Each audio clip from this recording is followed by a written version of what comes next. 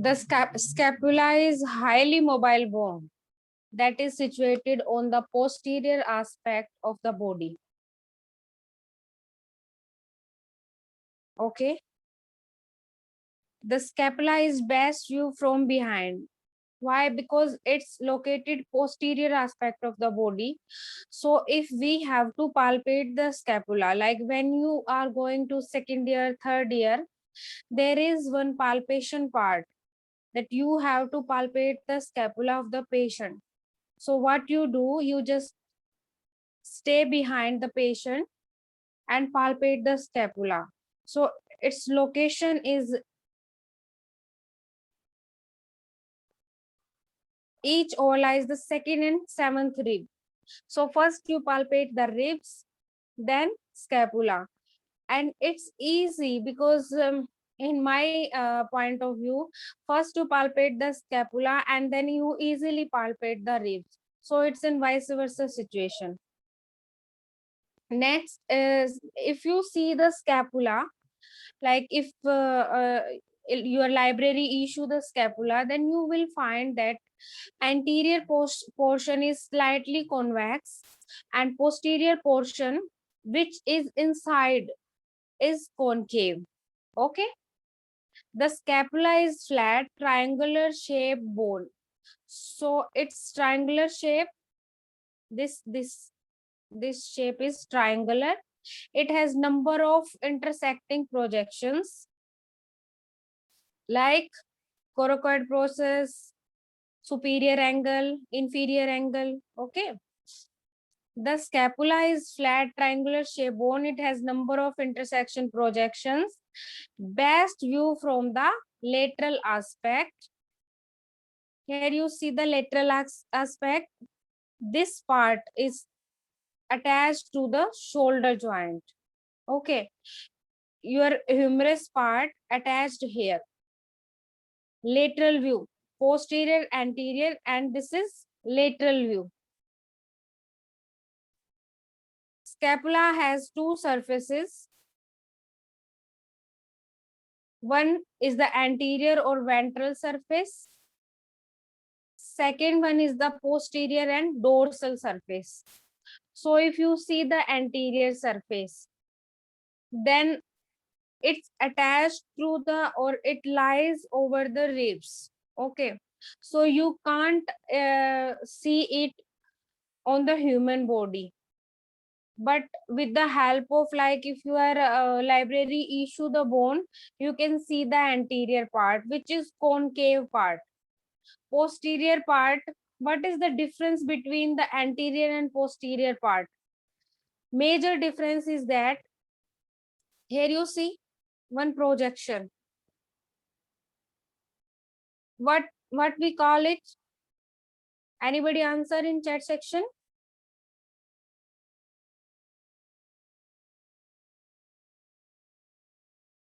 Shweta? Oh, very good. Yes, spine. Spine of the scapula. Okay, always mention this spine of the scapula. Okay, Shweta, very good.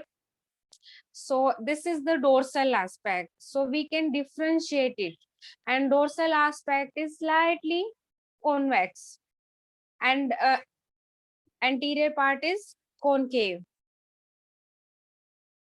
The dorsal surface of the scapula is divided into two regions. This one, upper region, and lower region. Okay.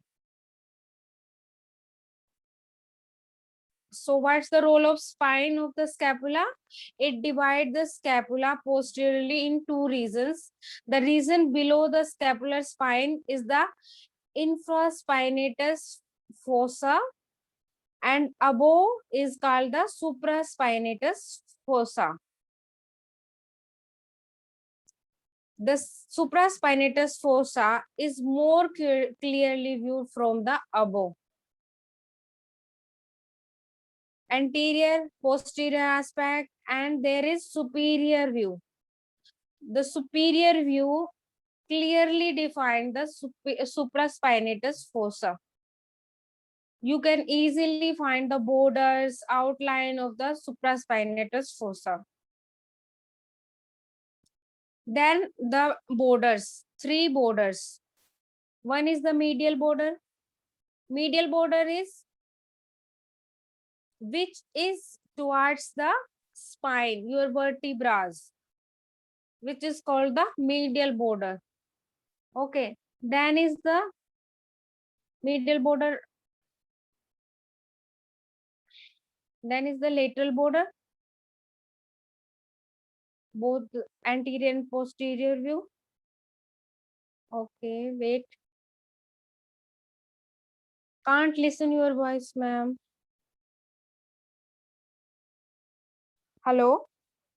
Sai teacher, now audible?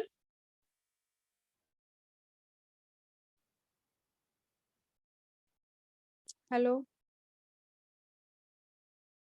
Shweta, I am audible?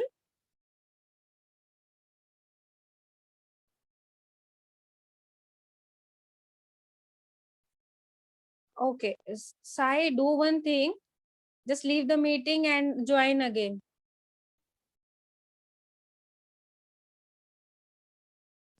This is superior border. So both the view. This is mentioned because anterior and posterior view, because you will never confuse that which is the superior border. Okay.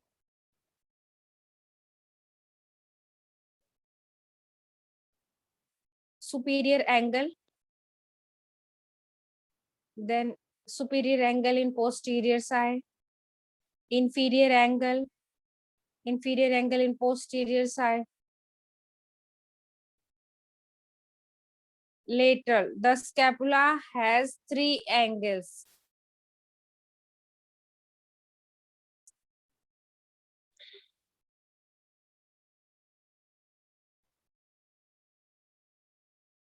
So lateral, anterior, posterior, and superior views, and you find the angle. The scapula has three lateral projections. What are coracoid, spine, acromion?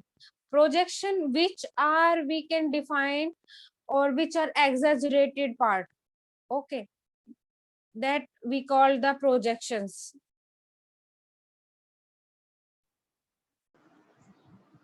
Sai, I think something problem maybe with your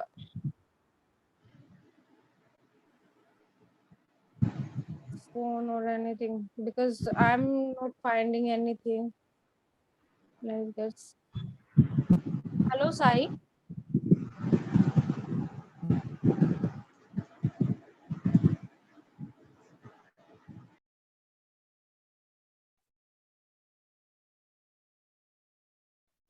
Okay. Okay. Now, coracoid process. So, and in anterior view, you will see coracoid process like this. And in lateral view, this is the coracoid process. Okay. Listen, what is the use of these things? Yes, ma'am. Now I can. Okay. Okay. Good, Sai. Okay. Please tell me. We are studying that anterior view, posterior view, lateral view. What's the use of these? Anybody tell?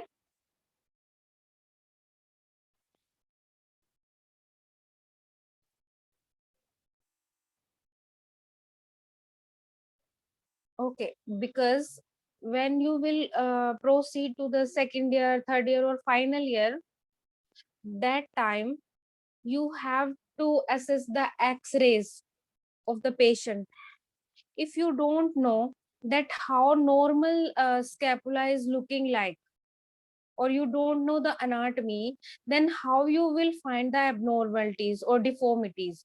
So this is very important part. That's why I'm giving you different views, so that you will these pictures are will be in your mind, okay, for always, and you will easily find out what happened to the patient. Okay. Next is the coracoid process superior view, how a scapula is looking like coracoid process. Spine. So what is the property of spine? We discussed in initial clips. Okay, it divide scapula, infraspinatus fossa and supraspinatus fossa, two parts. It divides scapula into two parts. So this is the acromion process. So you seen the spine. Spine is only this part. After that, acromion process. And in anatomy, always do practice for diagrams. Okay, because these are very important for your exam.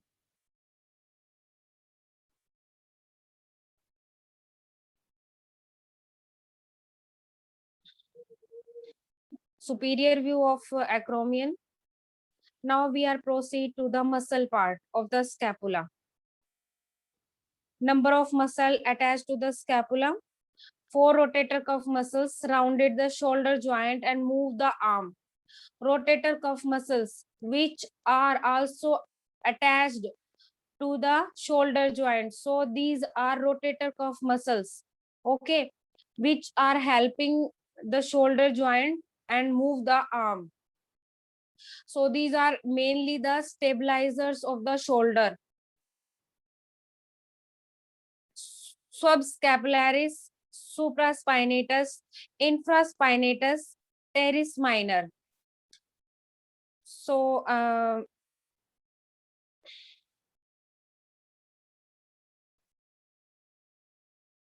you can remember these muscles.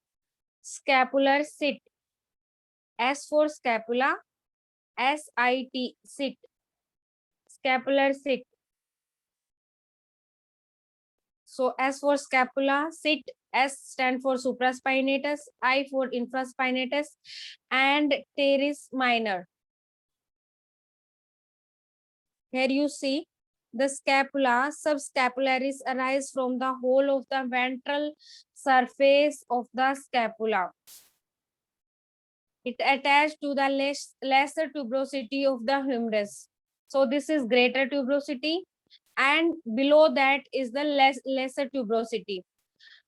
Always remember the origin of the muscle and insertion of the muscle, because it helps us to how movement is occurred at that place, because muscle contracting and giving the movement. So if subscapularis is contracting, what happened to the arm? It helped the arm in abduction, slight abduction and rotation. It internally rotate the arm. So it just contract and what helping the arm to internally rotate. So internal rotation is what? When you are standing in your anatomical position, your thumbs are outward and your little finger is attached to the body. So internal rotation is what? When your thumb rotating inside, it's internal rotation.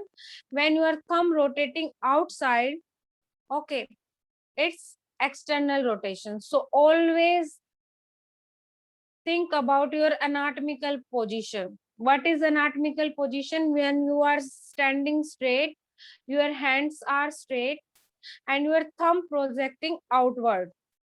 So when it's inward, it's internal rotation. When it's outward, it's external rotation. I think you understand this concept.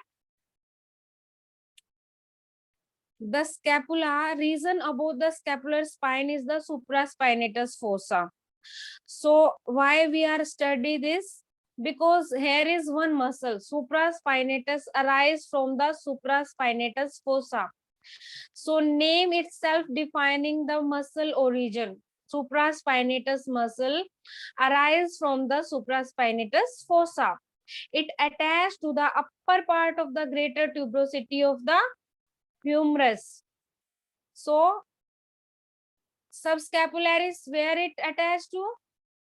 It attached to lesser tuberosity, and supraspinatus attached to greater tuberosity. And what it done? Abduct the arm. What is the abduction? Abduction is when you are standing in anatomical position and when you are moving your hand away from the body. It is called the abduction. So this muscle, supraspinatus, help in the abduction.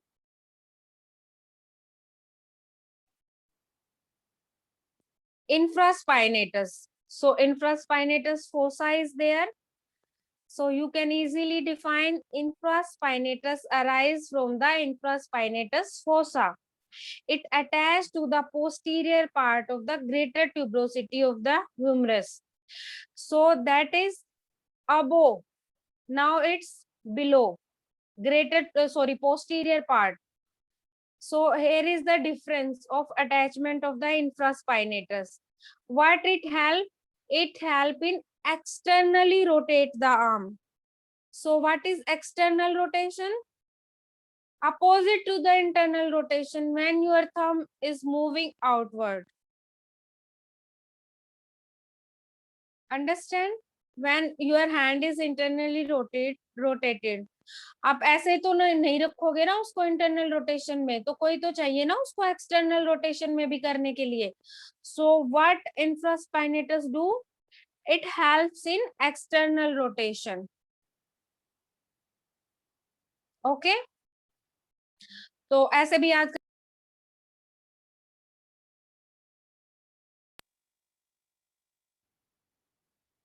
Supraspinatus is rule breaker.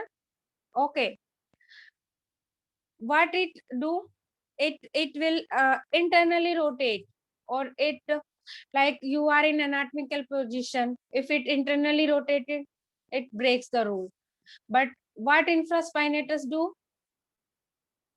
It gives us the same position. It externally rotate. So attachment infraspinatus fossa, it arises from that origin. Insertion is posterior part of the greater tuberosity. So you have to mention that posterior part of greater tuberosity. Don't write just greater tuberosity. Maybe examiner give you half marks for that, but not full marks.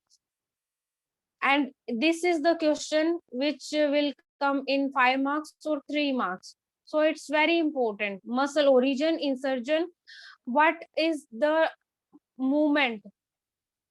Okay, with the help of that muscle. Okay, teres minor arise from the upper part of the lateral border of the scapula. Upper part of the lateral border of the scapula.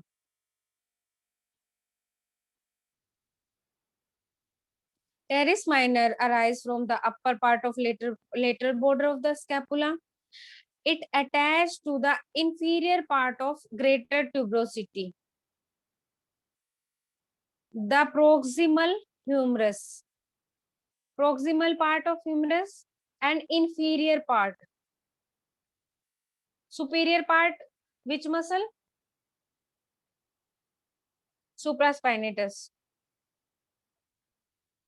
or subscapularis.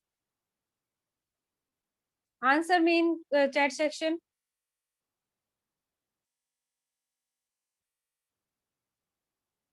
Nobody listening me.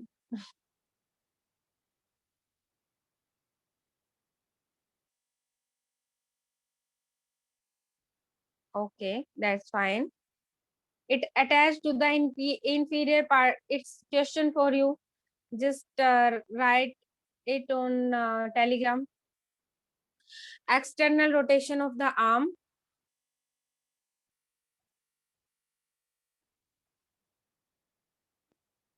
Suyash.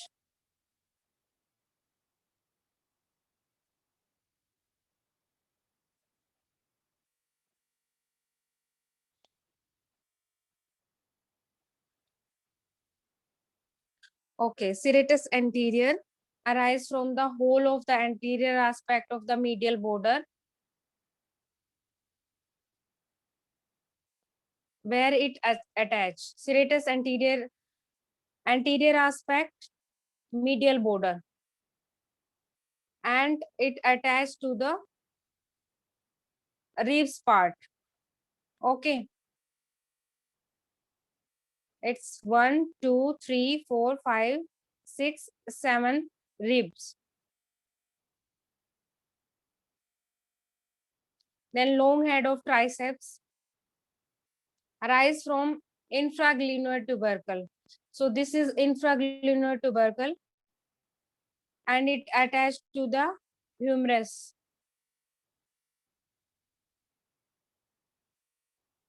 Next is the tip of next muscle, the tip of the coracoid process, coracobrachialis.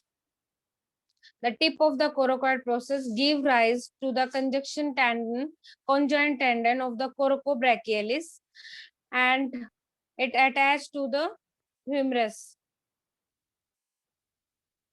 Short head of biceps, tip of the coracoid process give origin to the coracobrachialis tendon and short head of biceps.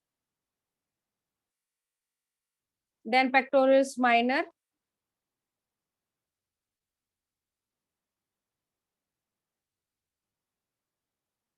levator scapulae,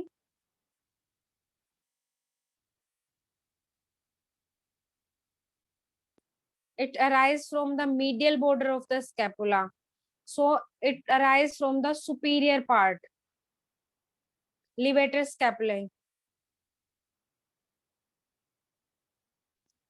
And where it attached to the cervical vertebrae.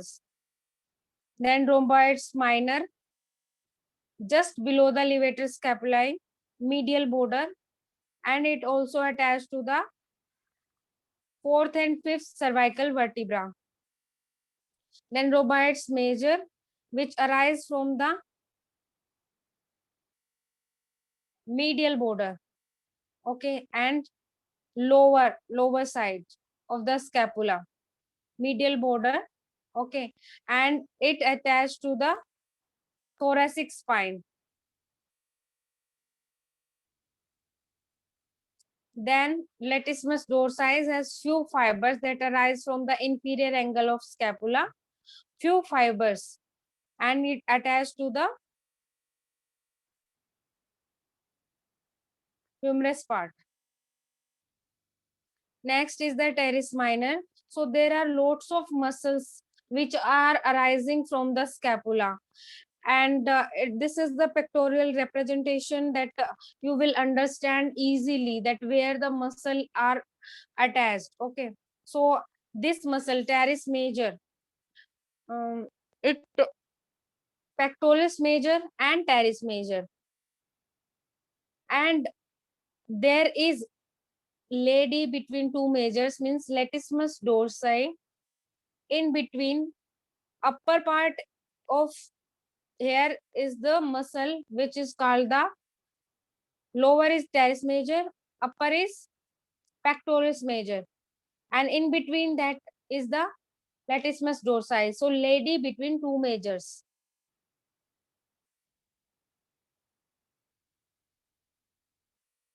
So teres major arises from inferior aspect of the lateral border of scapula just below teres minor. So always see this, teres minor is above and teres major is below. Okay.